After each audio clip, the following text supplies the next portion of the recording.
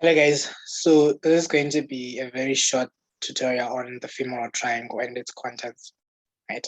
So this is going to be a wedge-shaped area on the anterior aspect of the thigh. We're just going to have a superior border, a lateral border, a medial border, as well as a roof. The roof of the femoral triangle will actually be composed of the fascia lata, which is the thigh deep fascia. Then the superior border, you're going to have the inguinal ligament, which extends from the ACIS, your anterior superior iliac spine, to the pubic tubercle. Then laterally, you'd expect the medial border of the sartorius. Medially, you'd expect the medial border of the adductor longus. The rest of the adductor longus will form the floor of your femoral triangle, which is gutter shaped. So from lateral going medial, it will be IPPA, the iliacus muscle, the psoas major muscle, the pectineus muscle, and the adductor longus muscle, right? The contents of this fossa are lateral going medial, you can say navel. You're going to see the femoral nerve, which is going to be outside the femoral shape. So this is going to be the femoral nerve, right? And notice it's sort of like acting as a conduit for structures entering and leaving the thigh.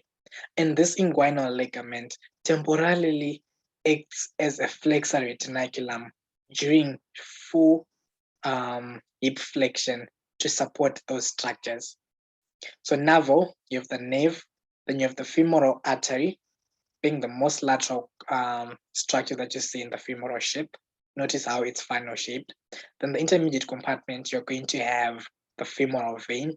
Notice the great saphenous vein would drain into this femoral vein via the inner roof of that ship, right? And more, the E is an empty space that allows for dilatation of the veins and the lymphatics. Then more medially, we have this femoral canal, which actually houses the lymph nodes. And more importantly, you'll be having the deep inguinal lymph nodes. Particularly, there is one known as the lymph node of Cloquet, right?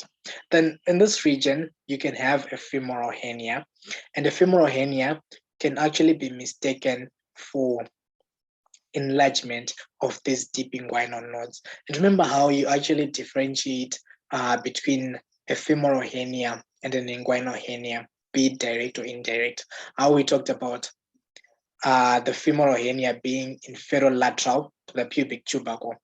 Then if you look at the inguinal hernias, they'll be above and medial before you separate them from being indirect and direct in inguinal hernias. Then another clinical associated with this femoral triangle, you can actually have pulsations of the femoral artery being felt in this region. So that's just about it.